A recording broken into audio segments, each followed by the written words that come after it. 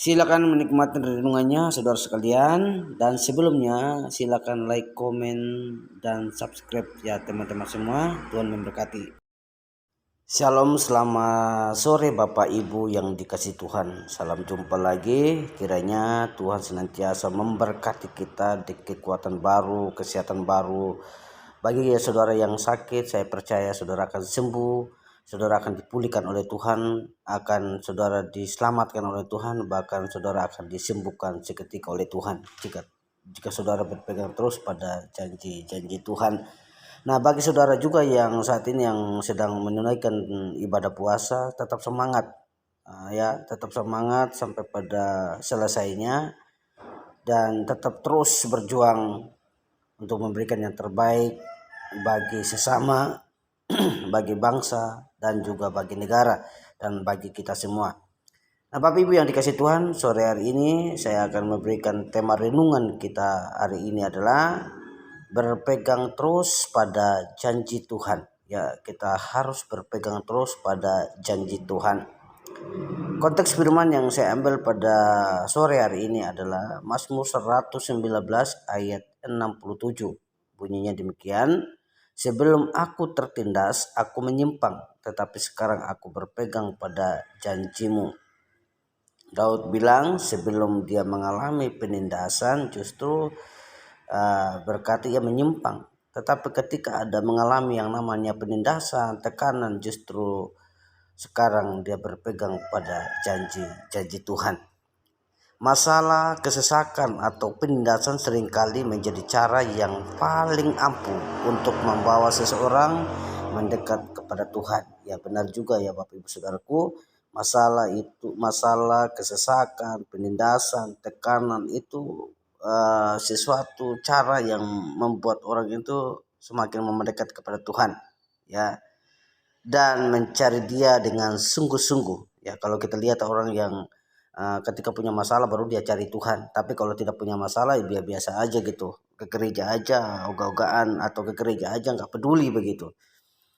Namun terkadang pula seseorang malah semakin menjauh dari Tuhan. Ada juga orang yang ketika punya masalah, ketika punya tekanan hidup, dia justru bukan mencari Tuhan, tetapi justru dia menjauh dari Tuhan. Ya, justru ia menjauh dari Tuhan, bahkan sampai ia meninggalkan Tuhan. Bapak Ibu Saudara yang dikasih Tuhan, ya, sampai ia meninggalkan Tuhan.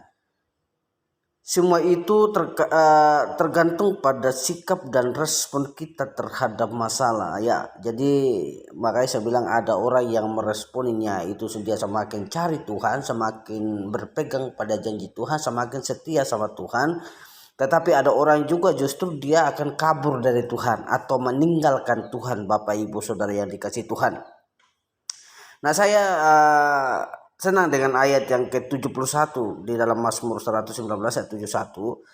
Aku tertindas itu baik bagiku, ya. Aku tertindas itu baik bagiku, supaya aku belajar ketetapanmu. Jadi Daud bilang ketika dia mengalami yang namanya tertindas atau tekanan atau penderitaan, Bapak Ibu, justru baik bagi Daud, ya, baik bagi Daud. Dan karena kenapa dia baik? Karena dia akan belajar untuk mengerti atau menjalankan perintah Tuhan dan mengerti ketetapan-ketetapan yang Tuhan sediakan bagi setiap orang yang percaya kepadanya.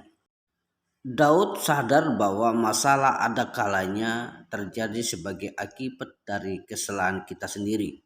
Jika kita peka, ini adalah kesempatan bagi kita untuk mengoreksi diri. Dalam Mazmur 139 ayat 24, apakah jalanku serong, dan tuntunlah aku di jalan yang kekal. Jadi Bapak Ibu Saudara yang dikasih Tuhan, Daud sadar bahwa jika jalannya serong, dia meminta petunjuk dari Tuhan, minta Tuhan supaya jalannya dituntut untuk menuju kehidupan yang kekal. Namun tidak semua orang bisa memandang setiap permasalahan dengan cara pandang yang positif. Ya, tidak semua orang bisa memandang setiap persoalan penindasan itu dengan cara pandang yang positif, Bapak Ibu Saudara sekalian. Ada yang memandangnya dengan negatif, bahkan menyalahkan Tuhan, bahkan menyalahkan keadaan, menyalahkan sekelilingnya. Tetapi ada orang yang memandangnya dengan cara positif, bahwa ini cara Tuhan untuk membentuk dirinya. Ini cara Tuhan untuk membentuk keadaannya agar semakin dia mencari Tuhan. Itu orang yang cara pandangnya positif, Bapak Ibu Saudara sekalian dikasih Tuhan. Seharusnya kita bersyukur jika Tuhan menegur kita melalui masalah, ya. Harusnya kita bersyukur.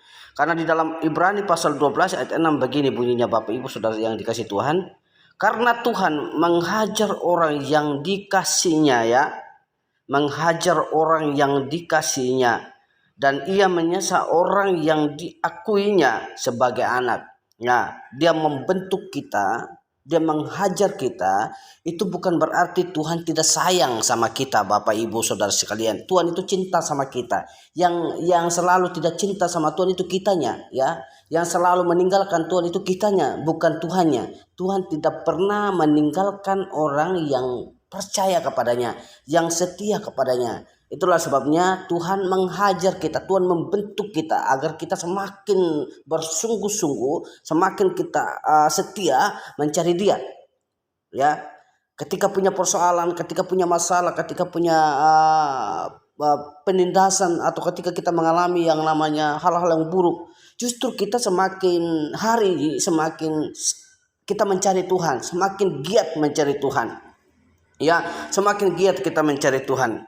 Dan saya kira tidak ada siapapun di antara kita itu yang mau mengalaminya penindasan, Bapak Ibu, di dalam kehidupannya. Tidak ada, ya. Tidak ada orang yang pengen mengalami yang hal-hal buruk, tidak. Justru kita pengennya hal-hal yang baik. Nah, itulah sebabnya berpegang terus pada janji Tuhan. Dan kalau Tuhan menghajar kita, Tuhan mendidik, itu karena Tuhan sayang sama kita, ya. Karena Tuhan cinta sama kita. Dan ingat, Tuhan tidak pernah meninggalkan orang yang percaya kepadanya. Tuhan setia menemani, Tuhan setia mendampingi, Tuhan ada bersama-sama dengan kita. Yang mungkin kita merasa, wah ini hal yang buruk yang kita alami, lah seakan-akan Tuhan tidak peduli sama kita. Tidak, tapi Tuhan sangat peduli dan sangat cinta kepada kita, umatnya. Ya, Bapak Ibu yang dikasih Tuhan, mengapa Daud bisa berkata bahwa tertindas itu baik bagiku, ya? Kenapa Daud berkata bahwa tertindas itu baik bagiku? Ya, karena dengan kondisi yang demikian ia lebih bisa memahami rencana Tuhan, ya. Ketika seperti itu, ketika dia tertindas, ketika dia mengalami tekanan, ketika dia mengalami penderitaan, justru dia semakin mengerti rencana Tuhan. Dia semakin memahami rencana Tuhan dalam kehidupan Daud. Dan kalau kita lihat, Bapak Ibu, semua rencana Tuhan yang dalam kehidupan Daud itu selalu tergenapi. Nah, itulah sebabnya dia semakin, kalau dia mengalami penindasan atau mengalami tekanan, justru dia semakin bersyukur karena ini rencana Tuhan yang terbaik bagi kehidupan Daud. Jadi bukan tanpa tujuan jika Tuhan mengizinkan masalah terjadi dalam hidup ini. Sebagai manusia kita memiliki kecenderungan memberontak dan mengandalkan kekuatan sendiri ketika berada dalam masalah. Namun sebagai ciptaan baru di dalam Kristus, tidak seharusnya kita bertindak demikian. Sebaliknya kita patut bersyukur karena peringatan Tuhan ini membuat kita semakin melekat kepada Tuhan, menyadari keterbatasan kita dan tidak lagi memegahkan diri sendiri. Jadi Bapak Ibu Saudaraku, masalah adalah cara Tuhan untuk membuat kita agar semakin menyadari bahwa kita adalah manusia yang terbatas, ya, manusia yang harus memerlukan Tuhan dan manusia yang harus mengandalkan Tuhan. Karena orang seringkali mengandalkan kekuatannya sendiri, tetapi Tuhan ingin kita akan mengandalkan kekuatan Tuhan. Dari Tuhanlah kita akan hidup.